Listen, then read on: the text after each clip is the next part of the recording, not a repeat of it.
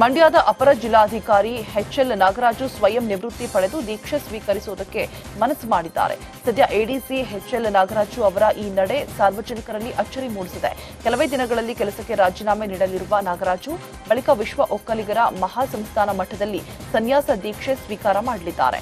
ದೀಕ್ಷೆ ಪಡೆದು ಶ್ರೀ ಚಂದ್ರಶೇಖರ ಸ್ವಾಮೀಜಿ ಶಿಷ್ಯರಾಗಿ ನಾಗರಾಜು ಮುಂದುವರಿಯಲಿದ್ದಾರೆ. ಇನ್ನು ಈ ಹಿಂದೆಯೂ ಅಂದರೆ 2011ರಲ್ಲೂ ಕೂಡ ತಹಶೀಲ್ದಾರ್ ಹುದ್ದೆ ತ್ಯಜಿಸಿ ಎಚ್ಎಲ್ ನಾಗರಾಜು ಆದಿಚುಂಚನಗಿರಿ ಮಠದಲ್ಲಿ ಸ್ವಾಮೀಜಿಯಾಗಿ ದೀಕ್ಷೆ ಪಡೆದಿದ್ರು.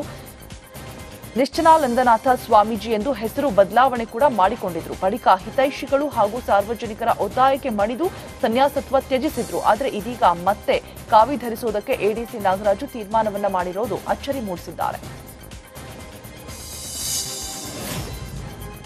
ಬೆಳಗಾವಿಯಲ್ಲಿ 30,000ಕ್ಕೂ ಹೆಚ್ಚು ಮಹಿಳೆಯರಿಗೆ ವಂಚಿಸಿದ ಪ್ರಕರಣಕ್ಕೆ ಸಂಬಂಧಪಟ್ಟಂತೆ ಸುರೇಖಾ ಆಳ್ವಿ ಸ್ಪಷ್ಟನೆ ಕೊಟ್ಟಿದ್ದಾರೆ. ಈ ಪ್ರಕರಣಕ್ಕೂ ನನಗೂ ಯಾವುದೇ ಸಂಬಂಧವಿಲ್ಲ.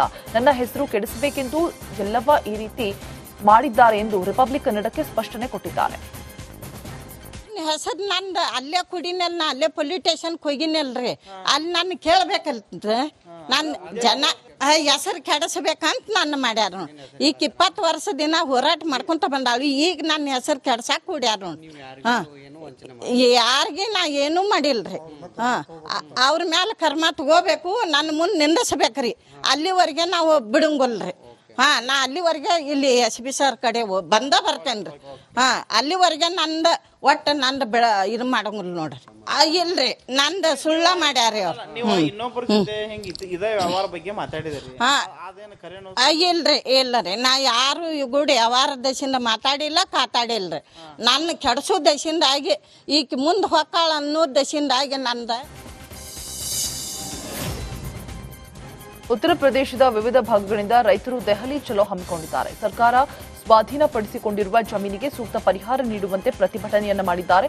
ನೋಯ್ಡಾ ಟು ದೆಹಲಿ ಗಡಿಯಲ್ಲಿ ಧರಣಿಗೆ ಕುಳಿತು ಬೋಲ್ ಕಿಸಾನ್ ಹಲ್ಲಾ ಬೋಲ್ ಎಂದು ಘೋಷಣೆಗಳನ್ನು ಕೂಗಿದ್ದಾರೆ. ಇತ್ತ ದೆಹಲಿ ಚಲೋದಲ್ಲಿ ಪಾಲ್ಗೊಂಡಿದ್ದ ರೈತರಿಗೆ ಊಟದ ವ್ಯವಸ್ಥೆಯನ್ನು ಕೂಡ ಮಾಡಲಾಗಿತ್ತು.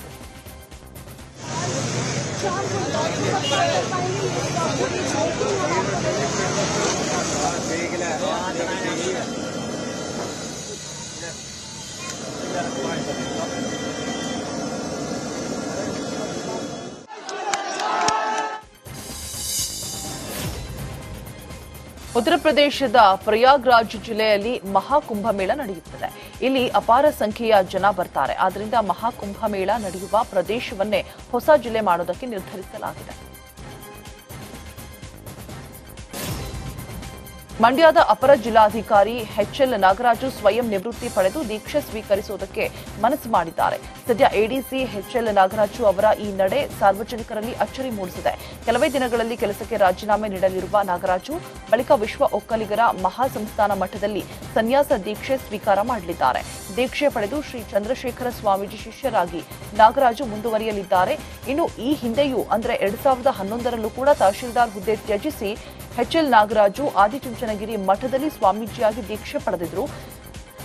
ನಿಶ್ಚಲಾನಂದನಾಥ ಸ್ವಾಮೀಜಿ ಎಂದು ಹೆಸರು ಬದಲಾವಣೆ ಕೂಡ ಮಾಡಿಕೊಂಡಿದ್ರು. ಬಳಿಕ ಹಿತೈಷಿಗಳು ಹಾಗೂ ಸಾರ್ವಜನಿಕರ ಒತ್ತಾಯಕ್ಕೆ ಮಣಿದು ಸನ್ಯಾಸತ್ವ ತ್ಯಜಿಸಿದ್ರು. ಆದರೆ ಇದೀಗ ಮತ್ತೆ ಕಾವಿ ಧರಿಸುವುದಕ್ಕೆ ಎಡಿಸಿ ನಾಗರಾಜು ತೀರ್ಮಾನವನ್ನ ಮಾಡಿರೋದು ಅಚ್ಚರಿ ಮೂಡಿಸಿದ್ದಾರೆ.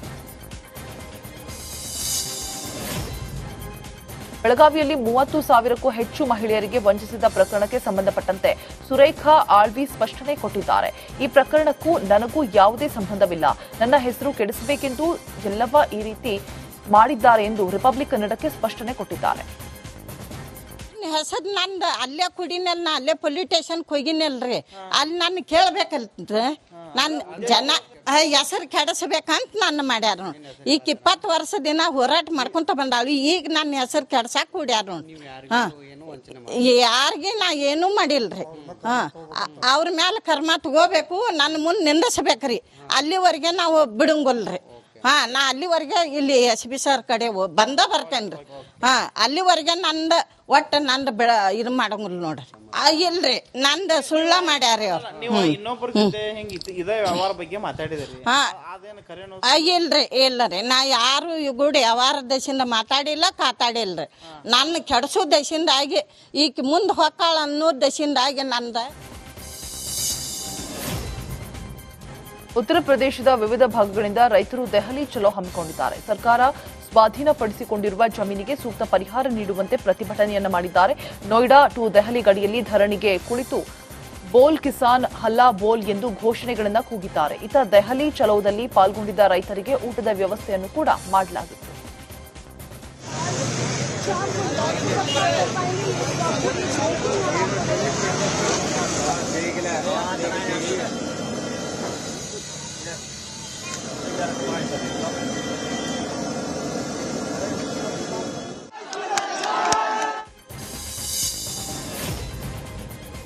ಉತ್ತರ ಪ್ರದೇಶದ ಪ್ರಯಾಗ್ರಾಜ್ ಜಿಲ್ಲೆಯಲ್ಲಿ ಮಹಾಕುಂಭಮೇಳ ನಡೆಯುತ್ತದೆ. ಇಲ್ಲಿ ಅಪಾರ ಸಂಖ್ಯೆಯ ಜನ ಬರ್ತಾರೆ. ಆದ್ದರಿಂದ ಮಹಾಕುಂಭಮೇಳ ನಡೆಯುವ ಪ್ರದೇಶವನ್ನೇ ಹೊಸ ಜಿಲ್ಲೆ ಮಾಡೋದಕ್ಕೆ ನಿರ್ಧರಿಸಲಾಗಿದೆ. ಮಂಡ್ಯದ ಅಪರ ಜಿಲ್ಲಾಧಿಕಾರಿ ಎಚ್ಎಲ್ ನಾಗರಾಜು ಸ್ವಯಂ ನಿವೃತ್ತಿ ಪಡೆದು ದೀಕ್ಷೆ ಸ್ವೀಕರಿಸುವುದಕ್ಕೆ ಮನಸ್ಸು ಮಾಡಿದ್ದಾರೆ. ಸದ್ಯ ಎಡಿಸಿ ಎಚ್ಎಲ್ ನಾಗರಾಜು ಅವರ ಈ ನಡೆ ಸಾರ್ವಜನಿಕರಲ್ಲಿ ಅಚ್ಚರಿ ಮೂಡಿಸಿದೆ. ಕೆಲವೇ ದಿನಗಳಲ್ಲಿ ಕೆಲಸಕ್ಕೆ ರಾಜೀನಾಮೆ ನೀಡಲಿರುವ ನಾಗರಾಜು ಬಳಿಕ ವಿಶ್ವ ಒಕ್ಕಲಿಗರ ಮಹಾಸಂಸ್ಥಾನ ಮಠದಲ್ಲಿ ಸನ್ಯಾಸ ದೀಕ್ಷೆ ಸ್ವೀಕಾರ ಮಾಡಲಿದ್ದಾರೆ. ದೀಕ್ಷೆ ಪಡೆದು ಶ್ರೀ ಚಂದ್ರಶೇಖರ ಸ್ವಾಮೀಜಿ ಶಿಷ್ಯರಾಗಿ ನಾಗರಾಜು ಮುಂದುವರಿಯಲಿದ್ದಾರೆ. ಇನ್ನು ಈ ಹಿಂದೆಯೂ ಅಂದರೆ 2011ರಲ್ಲೂ ಕೂಡ ತಹಶೀಲ್ದಾರ್ ಹುದ್ದೆ ತ್ಯಜಿಸಿ ಎಚ್ಎಲ್ ನಾಗರಾಜು ಆದಿಚುಂಚನಗಿರಿ ಮಠದಲ್ಲಿ ಸ್ವಾಮೀಜಿಯಾಗಿ ದೀಕ್ಷೆ ಪಡೆದಿದ್ರು. ನಿಶ್ಚಲಾನಂದನಾಥ ಸ್ವಾಮೀಜಿ ಎಂದು ಹೆಸರು ಬದಲಾವಣೆ ಕೂಡ ಮಾಡಿಕೊಂಡಿದ್ರು. ಬಳಿಕ ಹಿತೈಷಿಗಳು ಹಾಗೂ ಸಾರ್ವಜನಿಕರ ಒತ್ತಾಯಕ್ಕೆ ಮಣಿದು ಸನ್ಯಾಸತ್ವ ತ್ಯಜಿಸಿದ್ರು. ಆದರೆ ಇದೀಗ ಮತ್ತೆ ಕಾವಿ ಧರಿಸುವುದಕ್ಕೆ ಎಡಿಸಿ ನಾಗರಾಜು ತೀರ್ಮಾನವನ್ನ ಮಾಡಿರೋದು ಅಚ್ಚರಿ ಮೂಡಿಸಿದ್ದಾರೆ. ಬೆಳಗಾವಿಯಲ್ಲಿ 30,000ಕ್ಕೂ ಹೆಚ್ಚು ಮಹಿಳೆಯರಿಗೆ ವಂಚಿಸಿದ ಪ್ರಕರಣಕ್ಕೆ ಸಂಬಂಧಪಟ್ಟಂತೆ ಸುರೇಖಾ ಆಳ್ವಿ ಸ್ಪಷ್ಟನೆ ಕೊಟ್ಟಿದ್ದಾರೆ. ಈ ಪ್ರಕರಣಕ್ಕೂ ನನಗೂ ಯಾವುದೇ ಸಂಬಂಧವಿಲ್ಲ. ನನ್ನ ಹೆಸರು ಕೆಡಿಸಬೇಕೆಂದು ಎಲ್ಲವ ಈ ರೀತಿ ಮಾಡಿದ್ದಾರೆ ಎಂದು ರಿಪಬ್ಲಿಕ್ ಕನ್ನಡಕ್ಕೆ ಸ್ಪಷ್ಟನೆ ಕೊಟ್ಟಿದ್ದಾರೆ. ಹೆಸರು ನಂದು ಅಲ್ಲೇ ಕುಡಿನಲ್ ನಾ ಅಲ್ಲೇ ಪೊಲೀಸ್ ಸ್ಟೇಷನ್ಗೆ ಹೋಗಿನಲ್ರಿ. ಅಲ್ಲಿ ನನ್ನ ಕೇಳ್ಬೇಕಲ್ರಿ. ನನ್ನ ಜನ ಹೆಸರು ಕೆಡಿಸ್ಬೇಕಂತ ನನ್ನ ಮಾಡ್ಯಾರ. ಈಗ 20 ವರ್ಷದಿಂದ ಹೋರಾಟ ಮಾಡ್ಕೊಂತ ಬಂದಾಳು. ಈಗ ನನ್ನ ಹೆಸರು ಕೆಡ್ಸಾಕ್ ಕೂಡ್ಯಾರ. ಯಾರಿಗೆ ನಾ ಏನೂ ಮಾಡಿಲ್ರಿ. ಅವ್ರ ಮೇಲೆ ಕರ್ಮ ತಗೋಬೇಕು, ನನ್ನ ಮುಂದೆ ನಿಂದಿಸ್ಬೇಕ್ರಿ. ಅಲ್ಲಿವರೆಗೆ ನಾವು ಬಿಡಂಗೊಲ್ರಿ. ನಾ ಅಲ್ಲಿವರೆಗೆ ಇಲ್ಲಿ SP ಸರ್ ಕಡೆ ಬರ್ತೇನೆ ರೀ. ಅಲ್ಲಿವರೆಗೆ ನಂದು ಒಟ್ಟು ನಂದು ಇದು ಮಾಡಂಗಿಲ್ಲ ನೋಡ್ರಿ. ಇಲ್ರಿ, ನಂದು ಸುಳ್ಳ ಮಾಡ್ಯಾರ ಅವ್ರು.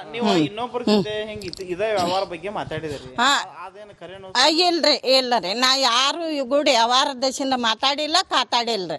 ನನ್ನ ಕೆಡ್ಸೋ ದಶಿಂದಾಗಿ ಈಗ ಮುಂದೆ ಹೊಕ್ಕಾಳ ಅನ್ನೋ ದಶಿಂದಾಗಿ ನಂದು. ಉತ್ತರ ಪ್ರದೇಶದ ವಿವಿಧ ಭಾಗಗಳಿಂದ ರೈತರು ದೆಹಲಿ ಚಲೋ ಹಮ್ಮಿಕೊಂಡಿದ್ದಾರೆ. ಸರ್ಕಾರ ಸ್ವಾಧೀನಪಡಿಸಿಕೊಂಡಿರುವ ಜಮೀನಿಗೆ ಸೂಕ್ತ ಪರಿಹಾರ ನೀಡುವಂತೆ ಪ್ರತಿಭಟನೆಯನ್ನ ಮಾಡಿದ್ದಾರೆ. ನೋಯ್ಡಾ ಟು ದೆಹಲಿ ಗಡಿಯಲ್ಲಿ ಧರಣಿಗೆ ಕುಳಿತು ಬೋಲ್ ಕಿಸಾನ್ ಹಲ್ಲಾ ಬೋಲ್ ಎಂದು ಘೋಷಣೆಗಳನ್ನು ಕೂಗಿದ್ದಾರೆ. ಇತ್ತ ದೆಹಲಿ ಚಲೋದಲ್ಲಿ ಪಾಲ್ಗೊಂಡಿದ್ದ ರೈತರಿಗೆ ಊಟದ ವ್ಯವಸ್ಥೆಯನ್ನು ಕೂಡ ಮಾಡಲಾಗಿತ್ತು.